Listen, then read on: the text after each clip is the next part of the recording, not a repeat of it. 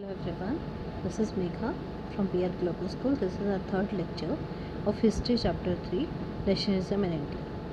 Last topic में हमने discuss किया था सिविल डिसोबीडियंस मूवमेंट के बारे में, जो वो स्टार्ट हुआ था सॉल्ट मार्च से।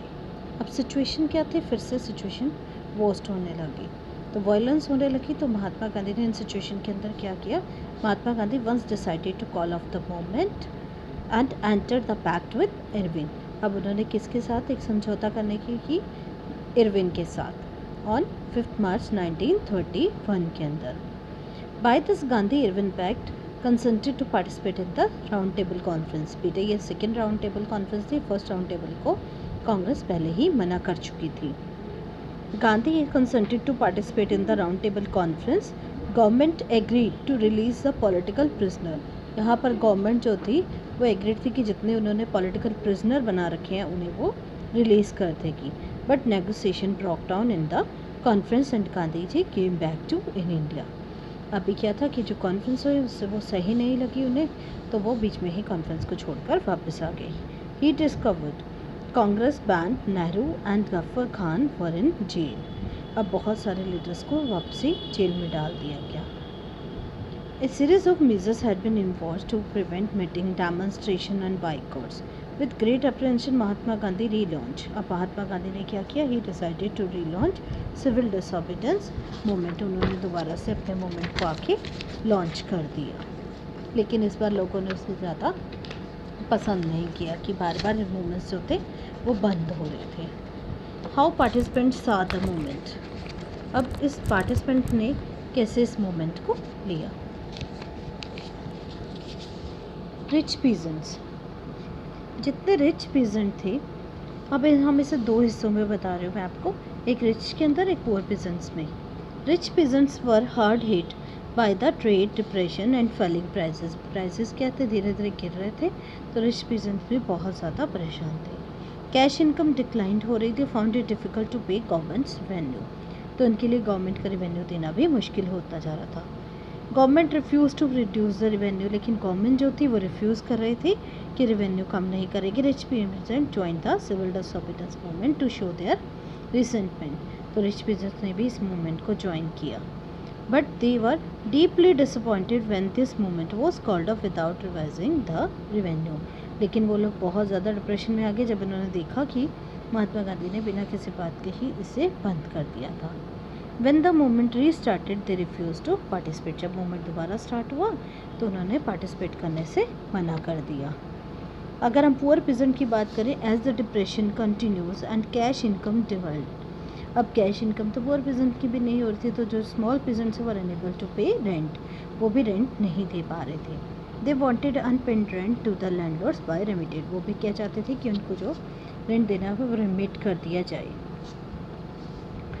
So they wanted unpaid rent to the landlords to be remitted. Congress was unwilling to support no rent campaign in most places. Congress ने क्या चला है, वो सपोर्ट नहीं कर रहे थे, वो नहीं चाहते थे कि ऐसा कुछ हो। So relationship between peasant and Congress remained uncertain. अभी भी कांग्रेस और पीजेंट के बीच के जो रिलेशनशिप थे वो अभी भी अनसर्टेन थे।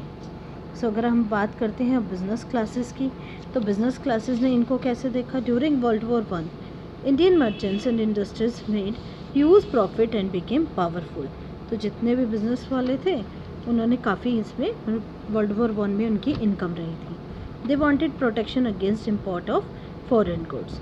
दे formed Indian industrial and commercial Congress in 1920 in federation of the Indian chambers of commerce and industries FICCI in led by Parshuram Das Tharkaras and GD Birla के द्वारा ये चलाया जा रहा था। They gave financial assistant for the movement and refuse to buy और sell and import goods. वो इसको रिफ्यूज़ भी कर रहे थे कि वो इम्पोर्ट नहीं करेंगे गुड्स को। But after the failure of second round table conference, business groups were not keen to participate. इसके बाद बिजनेस ग्रुप्स भी इंटरेस्टेड नहीं थे इसमें पार्टिसिपेट करने की। They were worried about prolong disruption of business. उनको अपने बिजनेस चीज़ों को लेकर डर था कि ये ना हो कि गवर्नमेंट के साथ हमारे रिलेशंस ख़राब हो जाए। Workers of industries, they did not participate in the civil disobedience movement except in Nagpur. Nagpur को छोड़कर और कहीं भी वर्कर्स भी पार्टिसिपेट नहीं कर रहे थे। Some workers did participate since they wanted to fight against poor wages. कुछ वर्कर्स इसमें पार्टिसिपेट कर रहे थे, क्यों? क्योंकि उन्हें पुअर वेजेस कम मिलती थी और उनकी जो कंडीशन थी, वर्किंग कंडीशन भी बहुत ख़राब थी। There were strikes by railway workers, dock workers, thousands of workers of Chota Nagpur teen mines joined civil disobedience movement. Congress was reluctant to include workers demand in civil disobedience movement. Congress भी क्या थी, इच्छा नहीं दिखा रहे थे in workers की demands के अंदर. They felt this would alienate. अब यहाँ पर जो ये पर्सन्स थे, एलिनेट फील कर रहे थे, अपने आप को अलग सा फील करना, and divide the anti imperial forces. Participation of womens, कि वुमेंस का पार्टिसिपेशन कैसा रहा. During salt march many womens came out to listen to Gandhi ji. जब सॉल्ट की चल रहा था सॉल्ट मार्च, तो बहुत सी वुमेंस आती थी गांधी जी को सुनने के लिए. दे पार्टिसिपेटेड इन प्रोटेस्ट, और प्रोटेस्ट मार्चेस में भी आना चाहते थे. एंड इन मैन्युफैक्चरिंग सॉल्ट में भी उन्होंने काफ़ी साथ दिया. पिकेटिंग शॉप, लिक्वर शॉप्स को भी पिकेटेड किया. In urban areas the women were from high class and in rural areas they come from rich pheasant society. ये वुमेन्स थी जो आगे आ रही थी सपोर्ट के लिए गांधी जी की. But Gandhi ji believe that women should look after home and to be good mother wifes. Gandhi ji को लगता था कि वुमेन्स को कैसा होना चाहिए, अपने घर को देखना चाहिए और एक अच्छी वाइफ होना चाहिए. For a long time Congress was reluctant to allow women. बहुत लंबे टाइम तक कांग्रेस ने वुमेन्स की तरफ कोई ध्यान नहीं दिया. वो उनको नहीं चाहती थी कोई भी पोजीशन, कोई भी अथॉरिटी देना. They don't want to hold any important position और authority. It was keen only on their symbolic presence. तो इस वजह से वुमेन्स भी इस चीज़ के लिए खुश नहीं थी. अब क्या लिमिटेशंस रही सिविल डिसोबीडियंस मूवमेंट की. सिविल डिसोबीडियंस मूवमेंट के लिए कुछ लिमिटेशंस हैं. वो क्या हैं कि सबसे पहले हम दलित की बात करते हैं, फिर हम मुस्लिम के रिस्पॉन्स की बात करेंगे. दलित बिगिन टू कॉल दमसेल्फ दलित और ऑप्रेस. दलित जो पीपल थे उनको या तो दलित बोला जाता है, ऑप्रेस्ड बोला जाता था. Gandhi ji believe that swaraj would come after another 100 years if untouchability was not remove. Gandhi ji को जो अनटचेबिलिटी हमारे इंडिया में सबसे ज़्यादा फेमस थी, उसके लिए उन्होंने कहा कि हम कभी भी लगभग 100 सालों तक नहीं ले सकते जब तक हम लोगों को मिलजुल कर नहीं चलेंगे. He called Harijans. उन्होंने अनटचेबल्स को क्या नाम दिया? हरिजन, यानी कोर्ट के पीपल. उनके लिए उन्होंने सत्याग्रह ऑर्गेनाइज किया to get their entry into temples, public wells, tanks, roads and schools. He himself cleaned a toilet. Gandhi ji अपने टॉयलेट खुद से साफ करते थे to dignify the works of a bhangi. But many Dalit leader demanded reserve seats. अब यहाँ पर दलित क्या डिमांड कर रहे थे कि उनके लिए दलित रिजर्व सीट्स होनी चाहिए for educational institution and separate electorates की. Dalit participation in the civil disobedience movement was therefore limited. और उन्हें सपोर्ट कौन कर रहे थे? Doctor B R Ambedkar organize Dalit into a depressed classes association. ये क्वेश्चन पेपर में भी आया था कि उन्होंने कौन सी बनाई थी एसोसिएशन उनके लिए? Depressed classes association. Demanded separate electorate for them. अब यहाँ पर किसके बीच में बात हुई? महात्मा गांधी की और उनके बीच में बी आर अम्बेडकर के बीच में बात होती है. अब Ambedkar ultimately accepted Gandhi ji position and Poona pact हुआ. इन दोनों के बीच में वो हुआ है सितंबर 1932 के बीच में, 1932 में sorry.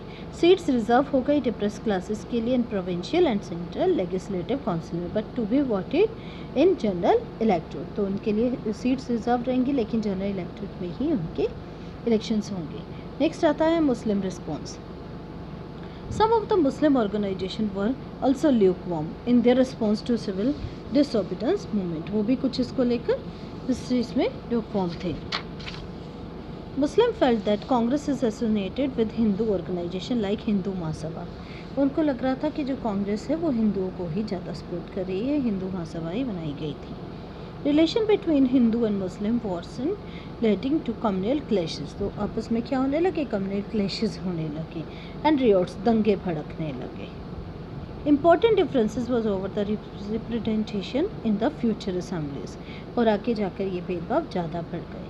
Mohammad Ali Jinnah was willing to give up demand for separate electorate. Muslims ने क्या किया कि अपने लिए खुद की सेपरेट इलेक्टोरेट्स की डिमांड होने लगे. फिर short reserved seat was there for Muslim. अब वो किसके लिए चाह रहे हैं? मुस्लिम्स के लिए अलग सीट्स आ रहे हैं. When civil disobedience movement started there was an atmosphere of suspicion and disturb between communities. जब ये सिविल डिसोबीडियंस मूवमेंट स्टार्ट हुआ तो ये क्या सा एटमॉस्फेयर होने लग गया? आपसी भेदभाव का. Alienated from the Congress, large section of Muslim could not respond to call for a united struggle. अब मुस्लिम जो थे वो इकट्ठा स्ट्रगल करने के लिए तैयार नहीं थे. Many Muslim leaders and intellectuals expressed the concern about the status of Muslim. वो मुस्लिम्स के स्टेटस को लेकर बहुत ही वरीड थे. They feared that the culture and identity of minorities would be submerged. तो उनको लग रहा था कि हमारे कल्चर की तरफ कोई भी ध्यान नहीं दे रहा है. Come to the last topic, the sense of collective belonging. अब यहाँ पर क्या था, लोग सब कलेक्टिव बिलोंगिंग्स की तरफ ध्यान दे रहे थे, सभी एक सी चीज़ों की तरफ. नेशनलिज्म स्प्रेड हो रहा था. When people believe to believe that they whole are part of same nation, कि सब एक से नेशन के हैं. When they discover some unity that bind them together, वो एक ही यूनिटी से एक दूसरे से बंधे रह सकते हैं. But how did the nation become a reality in the mind of people? How did people belonging to different communities, regions और language group develop a sense of collective belonging?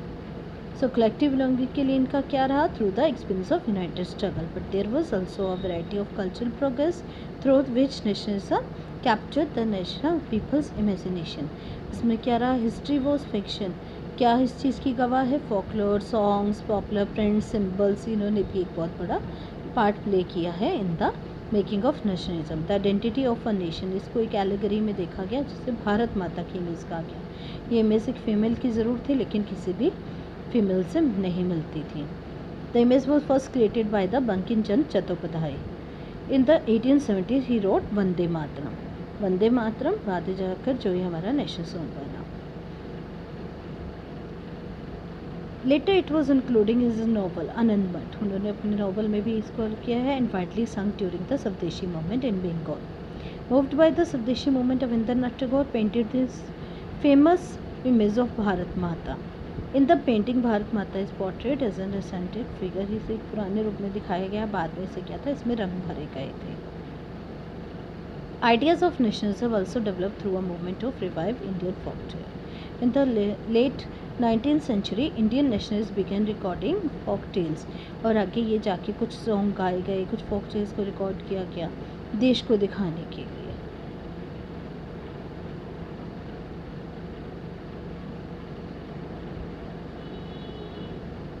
Nineteen 42 के अंदर एक लास्ट मोमेंट रहा था, quit India moment, जिसमें क्या demand की गई थी अंग्रेज़ों से कि आप भारत छोड़िए.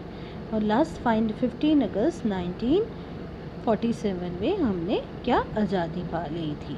और जो इंडिया था वो एक इंडिपेंडेंट नेशन बन गया था. Thank you so much. You have to prepare your notes at home. You have to read the topic carefully. Thank you so much.